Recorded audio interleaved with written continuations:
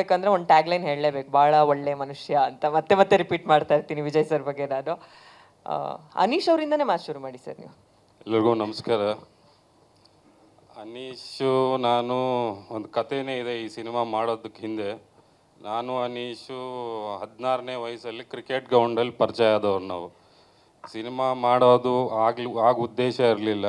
ಅನೀಶು cricket player ಆಗಬೇಕು, ಉದ್ದೇಶ ಅದೇ ಇರುತ್ತಲ್ಲ ಕ್ರಿಕೆಟ್ ಗ್ರೌಂಡಲ್ಲಿ ಎಲ್ಲರೂ ಕ್ರಿಕೆಟ್ ಪ್ಲೇಯರ್ ಆಗಬೇಕಂತ.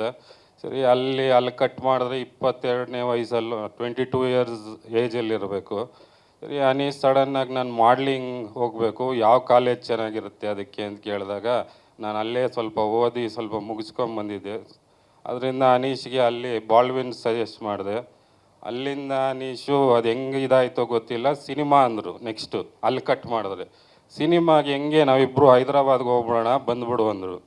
ಸರಿ, ನಾನು ರೆಡಿ, ಇನ್ನೇನು ಬಂದ್ಬಿಡೋಣ ಅಂತ ನಾನು ಡಿಸೈಡ್ ಮಾಡಿದಾಗ ಮನೆಯಲ್ಲಿರುತ್ತಲ್ಲ ಒಬ್ಬರು, ಅದೇ ಈ ಸಿನಿಮಾಲಿದ್ದಂಗೆ ತಂದೆ ಪಾತ್ರದಲ್ಲಿ ಕಾಣಿಸ್ಕೊಳ್ತಾರೆ ನಮ್ಮ ತಂದೆನೂ ಒಬ್ಬರು.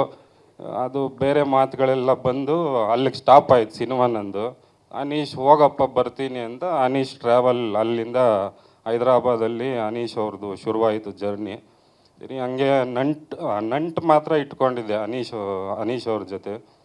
ಸರಿ, ಒಂದು ದಿವಸ ಹಿಂಗೆ ಚಾಮುಂಡಿ ದೇವಿ ದರ್ಶನಕ್ಕೆ ಹೋಗುವಾಗ ಮುಂಚೆನೇ ಮಾತಾಡಿದ್ವಿ. ಅಲ್ಲಿ ಸ್ಕ್ರಿಪ್ಟ್ ಬಗ್ಗೆ ಹೇಳಿದ್ರು, ತಾಯಿ ಚಾಮುಂಡಮ್ಮ ದರ್ಶನಕ್ಕೆ ಹೋದಾಗ. ಅದು ಇಷ್ಟ ಆಗಿ ಅಲ್ಲಿಂದ ಸಿನಿಮಾ ಸ್ಟಾರ್ಟ್ ಮಾಡೋಣ ಅಂತ ಇದು ಮಾಡಿದ್ವಿ. ಈ ಭಾವಪ್ರೀತ ಅನ್ನೋದು ಹೆಸರಿಂದೆ, ಅದರ ಭಾವಪ್ರೀತ ಅರ್ಥ ಬಂದು ಬ್ರಹ್ಮಾಂಡದಿಂದ ಪ್ರೀತಿಸಲ್ಪಟ್ಟವರು ಅಂತ. ಸೊ ಆ ಹೆಸರು ಪ್ರೊಡಕ್ಷನ್ ಹೆಸರು. ಸೊ ಸಿನಿಮಾಗೆ ನಿಮ್ಮ ಪ್ರೀತಿ ಸಿಗೋ ಆಗ್ತಾನೆ ನಾವಿನ್ ಮೇಲೆ ಬರೋದು. ಸೊ ಆ ಹೆಸರನ್ನ ಇಟ್ಕೊಂಡೆ ಪ್ರೊಡಕ್ಷನ್ ಹೆಸರಿಗೆ. ಇನ್ನು ನಾನು ಬರೋ ಉದ್ದೇಶ ಏನಿತ್ತು ಅಂದರೆ ಅದೇನೋ ಗೊತ್ತಿಲ್ಲ, ನಂಟಿತ್ತಲ್ಲ ಅನೀಶ್ ಜೊತೆ, ಅದು ಹೇಳ್ಕೊಂಬಂತು. ಆದರೆ ಅವ್ರು ಹೀರೋ ಆದರೂ ನಾನು ಪ್ರೊಡ್ಯೂಸರ್ ಅದೇ, ಅಷ್ಟೇ ಡಿಫ್ರೆನ್ಸ್ ಇಷ್ಟೇ ಇರೋದು. ಆದರೆ ಸಿನಿಮಾ ಬಂದೆ ಲಾಸ್ಟ್ಗೆ ಈ ರೀತಿ ಬಂದೆ. ಇಲ್ಲ ಹಂಗಂತೇನಿಲ್ಲ, ಅದೇ ನೇಚರ್, ಒಂದು ಯೂನಿವರ್ಸ್ ಒಂದು ಇರುತ್ತಲ್ಲ, ಅದೇ ಕರ್ಕೊಂಬಂದಿದೆ. ಪಾತ್ರಗಳು ಹಂಗೆ ಸೃಷ್ಟಿಯಾಗಿದೆ ಅಷ್ಟೇ. ಅದು ನಮಗೂ ಅದರಲ್ಲಿ ಕತೆಗೇನು ಸಂಬಂಧ ಇಲ್ಲ, ಸಿನಿಮಾ ಕತೆಗೂ ಅದಕ್ಕೂ. ಇಲ್ಲಿ ಒಬ್ಬೊಬ್ಬರು ಆರ್ಟಿಸ್ಟ್ ಬಗ್ಗೆ ಹೇಳೋದಕ್ಕಿಂತ ಎಲ್ಲರೂ ಅವ್ರವ್ರದ್ದು. ಈಗ ಸಿನಿಮಾ ಏನು ಅಂದರೆ ತಂದೆ ತಾಯಿ, ಇವಾಗ ನಮ್ಮ ತಂದೆ ತಾಯಿ ಆಗಲಿ ಒಬ್ಬರು ಜನ್ಮ ಕೊಡುವಾಗ ಹಿಂಗೆ ಇರಬೇಕು ಹಿಂಗೆ ಯಾರು ಪ್ಲ್ಯಾನ್ ಮಾಡಿಕೊಡಲ್ಲ.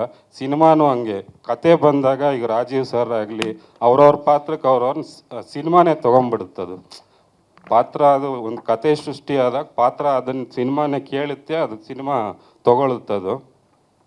ಅದಕ್ಕೊಂದು ಎಕ್ಸಾಂಪಲ್ ಏನಂದರೆ, ಈಗ ಒಟ್ಟಾಗಿ ಕೆಲಸ ಮಾಡೋದಕ್ಕೆ ನೆನ್ನೆ ಪ್ರವೀಣ್ ಅವ್ರ ಹತ್ರ ಹಂಚ್ಕೊಂಡೆ. ಅದು ಈಗ ಸಕ್ಕರೆ ನಮ್ಗೆ ಹಸುವಾಗಿರುತ್ತೆ, 1 kg ಸಕ್ಕರೆ ಇಟ್ಟರೆ ಯಾರೂ ತಿನ್ನೋಕ್ಕಾಗಲ್ಲ. ಅದಕ್ಕೆ ಒಂದು kg ರವೆ, ಒಂದು ಸ್ವಲ್ಪ ಯಾಲಕ್ಕಿ, ಗೋಡಂಬಿ ಎಲ್ಲ ಹಾಕಿದ್ರೆ ಕೇಸರಿ ಬಾತ್ ಆಗುತ್ತೆ, 5 ಜನ ಹಂಚ್ಕೊಂಡು ತಿನ್ಬೋದು. ಸೊ ಸಿನಿಮಾನೂ ಹಂಗೆ, ಎಲ್ಲರೂ ಪ್ರೀತಿಯಿಂದ ಕೆಲಸ ಮಾಡಿದ್ರೆ ಸಿನಿಮಾ ಆ ಕೇಸರಿ ಬಾತ್ ಥರ ತೃಪ್ತಿ ಸಿಗುತ್ತೆ ನಮಗೆ. ಸೊ ಯಾವುದೇ ಸಿನಿಮಾ ಆಗಲಿ ಅದು ಒಟ್ಟಾಗಿ ಎಲ್ರದ್ದು ಹಾಕಿದಾಗ, ಯಾಕೆಂದರೆ ಹಸುವಾದಾಗ ಬರೀ ಸಕ್ಕರೆ ತಿಂದರೆ ಹೊಟ್ಟೆ ತುಂಬಲ್ವಲ್ಲ, ಅದಕ್ಕೆ ಎಲ್ಲ ಆ್ಯಡ್ ಮಾಡಿದಾಗ್ತಾನೆ ಕೇಸರಿ ಬಾತ್ ಆಗೋದು. ಸೇಮ್ ಸಿನಿಮಾ ಆಗಲಿ ಸಂಸಾರ ಆಗಲಿ ಎಲ್ಲ ಸೇರಿ ಅವ್ರವ್ರ ಪಾತ್ರ ಅವ್ರವ್ರು ನಿರ್ವಹಿಸಿದ್ರೆ ಚೆನ್ನಾಗೇ ಇರುತ್ತೆ ಕೇಸರಿ ಬಾತ್.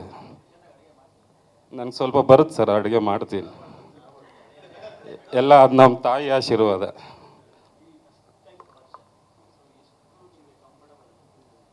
ಸರ್ ತುಂಬ ಕಂಫರ್ಟಾಗೇ ಇದ್ದೆ ಸರ್. ನನಗೇನು ಒಂದು ಕಡೆನೂ ನನಗೆ ಏನು ಹಿಂಸೆ ಅನ್ನೋದೇ ಅನ್ನಿಸ್ಲಿಲ್ಲ ಸರ್. ತುಂಬ ಪ್ರೀತಿ ವಿಶ್ವಾಸದಿಂದಿದ್ದರು.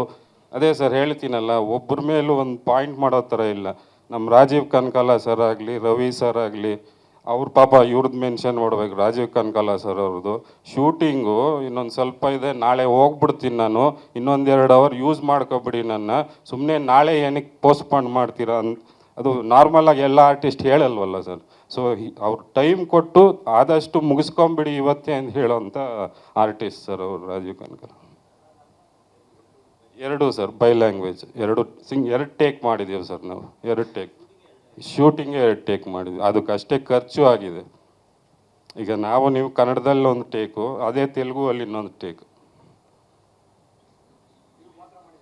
ಇಲ್ಲ ಸರ್, ನಾನು ಬರೀ ಅದೇ ಹೇಳಿದ್ನಲ್ಲ ಸರ್, ಅವ್ರನ್ನ ಬಿಟ್ಟೆ ನಾನು ಅವ್ರಿಗೆ ಸಪೋರ್ಟಿಂಗ್ ಆಗಿ ನಿಂತ್ಕೊಂಡಿದ್ದೀನಿ ಆಗಷ್ಟೇ. ಇಲ್ಲ ಸರ್, ಜೀವನ ಕಳಿಸಿದೆ ಸರ್, 40 ವರ್ಷದ ಜೀವನದಲ್ಲಿ ಕಲ್ತಿರೋದು ಇದು. ಅವರು ಹೀರೋ ಆಗ್ಬೇಕು ಅಂತ ಇದ್ದವರು ಅನ್ಸುತ್ತೆ ಅಲ್ವಾ ಸರ್, ಅವ್ರನ್ನ ಬಿಟ್ಟೆ ಹೈದರಾಬಾದ್ಗೆ ನಾನು ಈ ರೀತಿ ಹೈದರಾಬಾದ್ಗೆ ಕರ್ಕೊಂಡು ಹೋಗ್ತಿದ್ದೀನಿ ಸರ್ ಅವ್ರನ್ನ. ಅದನ್ನ ಬಿಟ್ಟಿಲ್ಲ ಅವ್ರನ್ನ, ಲಾಸ್ಟಿಗೆ ನಾನೇ ಕರ್ಕೊಂಡು ಹೋಗ್ತಿದ್ದೀನಿ.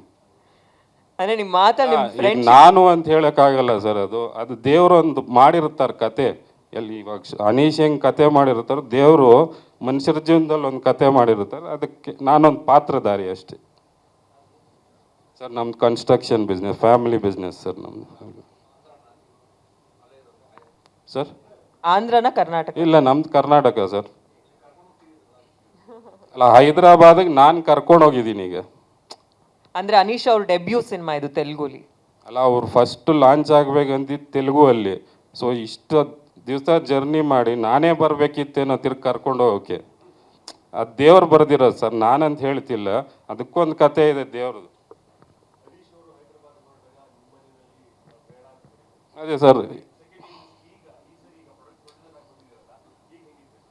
ಈಗ ಚೆನ್ನಾಗಿದೆ ಸರ್. ನಮ್ಮ ಇಷ್ಟಪಟ್ಟಿದ್ದಕ್ಕೆ ಏನೋ ಪ್ರಯತ್ನ ಮಾಡಿ ಅನ್ನೋ ರೆಸ್ಪಾನ್ಸ್ ಇದೆ ಸರ್. ಮನೆ ಎಲ್ಲರ ಪ್ರೀತಿ ವಿಶ್ವಾಸ ಇದೆ ಸರ್. ಸರ್ ಇವಾಗ ನೀವೇ ನೋಡಿದ್ರಿ ಸರ್, ಒಂದು ಸಾಂಗಲ್ಲಿ ನಿಮ್ಗೆ ಏನು ಕಾಣಿಸ್ತು ಸಿನಿಮಾ ಎಷ್ಟು. ನಾನು ಅದಕ್ಕೆ ಅನೀಶ್ ಅವ್ರ ಪಾಪ ಬೇಡ ಬೇಡ ಅಂದರು ನಾನು, ಯಾಕೆಂದರೆ ಸಿನಿಮಾ ಅಂದಮೇಲೆ ಅದು ಏನು ಕೇಳುತ್ತೋ ಅದು ಕೊಡ್ಬೇಕು ಸರ್. ನಾವು ಎಲ್ಲಿ ಕಟ್ ಮಾಡ್ತೀವೋ ಆ ಕಟ್ಟಿಂಗ್ ಇಲ್ಲಿ ಕಾಣಿಸ್ಬಿಡುತ್ತೆ, ನಾವು ಹೇಳೋದೇ ಬೇಕಿಲ್ಲ. ನನ್ನ ಪ್ರಕಾರ ತುಂಬ ಚೆನ್ನಾಗಿದೆ ಅಂದ್ಕೊಂಡಿದ್ದೀನಿ ಸರ್. ನಿಮ್ಗೇನು ಅನಿಸ್ತು ಹೇಳಬೇಕು ನೀವು. ಅದೇ ಸರ್, ದೊಡ್ಡದಾಗೆ ಮಾಡ್ಬೇಕಂತಿದ್ದೀವಿ ಸರ್. ಎಲ್ಲ ದೇವರ ಆಶೀರ್ವಾದ, ನಿಮ್ಮ ಆಶೀರ್ವಾದ ಇದ್ದರೆ ದೊಡ್ಡದಾಗುತ್ತೆ ಸರ್. ಖಂಡಿತ ಮಾಡ್ತೀನಿ ಸರ್, ಮಾಡ್ಬೇಕಂತಿದ್ದೀವಿ. ತಿರ್ಗಾ ಜೊತೆಯಲ್ಲಿ ಇನ್ನೂ ಬೇರೆಯವ್ರ ಜೊತೆನೂ ಮಾಡೋ ಉದ್ದೇಶನೂ ಇದೆ. ದೇವ್ರು ಹೆಂಗೆ ಕೈ ಹಿಡಿರ್ತಾರೋ ಅದ್ರ ಮೇಲೆ ಇನ್ನೂ ದೊಡ್ಡದಾಗಿ ಮಾಡ್ಕೊಂಡು ಹೋಗ್ತೀವಿ. ಅವ್ರ ಮಾತಲ್ಲಿ ಒಂದಂತೂ ಅರ್ಥ ಆಗ್ತಿದೆ, ಕನ್ನಡ ಇಂಡಸ್ಟ್ರಿಗೆ ಅನೀಶ್ ಅವ್ರಿಗೆ ಥ್ಯಾಂಕ್ ಯು ಹೇಳ್ಬೇಕು ನಾವು. ಒಬ್ಬ ಒಳ್ಳೆ ಅದ್ಭುತವಾಗಿರುವಂಥ ನಿರ್ಮಾಪಕರನ್ನ ಕೊಟ್ಟಿದ್ದಾರೆ. ಧನ್ಯವಾದಗಳು ಸರ್. Thank you. ನೀವು ಗೆಲ್ಲಬೇಕು, ನೀವು ಗೆದ್ರೆ ಇಂಡಸ್ಟ್ರಿ ಗೆದ್ದಂಗೆ. Thank you. ತುಂಬ ಒಳ್ಳೇದಾಗತ್ತೆ. Thank you sir. ಇಂಟ್ರೆಸ್ಟಿಂಗ್ ಮತ್ತು ಇನ್ಫಾರ್ಮೇಟಿವ್ ವಿಡಿಯೋಗಳನ್ನ ಮಿಸ್ ಮಾಡ್ಕೋಬೇಡಿ. ಈಗಲೇ ಸಬ್ಸ್ಕ್ರೈಬ್ ಮಾಡಿ.